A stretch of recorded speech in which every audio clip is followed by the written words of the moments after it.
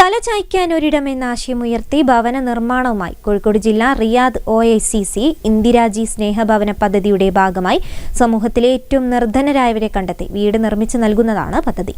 എഗരൂൽ ചെത്തിലപ്പൊയിൽ നിർമ്മിച്ചു നൽകിയ മൂന്നാമത് ഇന്ദിരാജി ഭവനം കൈമാറി.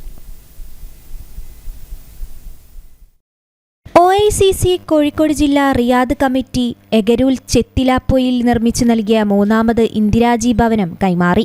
ഇന്ദിരാജി സ്നേഹഭവന പദ്ധതിയുടെ ഭാഗമായാണ് ജില്ലയിലെ മുഴുവൻ നിയോജക മണ്ഡലങ്ങളിലും തലചായ്ക്കാൻ ഒരിടം എന്ന ആശയമുയർത്തി സമൂഹത്തിലെ ഏറ്റവും നിർധനരായവരെ കണ്ടെത്തി വീട് നിർമ്മിച്ചു നൽകുന്നത്.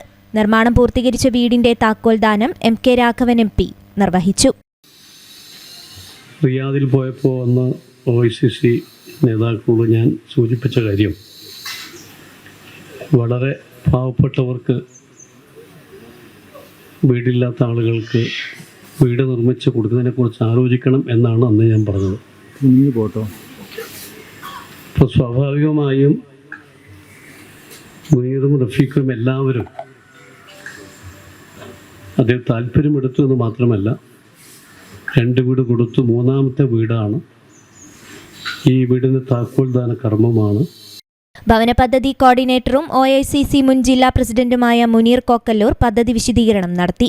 DCC president advocate K Praveenkumar, DCC general secretary Nijesh Aravind എന്നിവർ മുഖ്യാതിഥികളായി.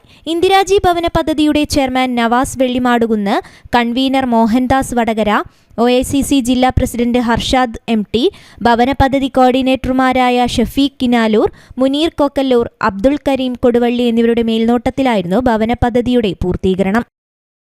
News bureau, ആലുശ്ശേരി.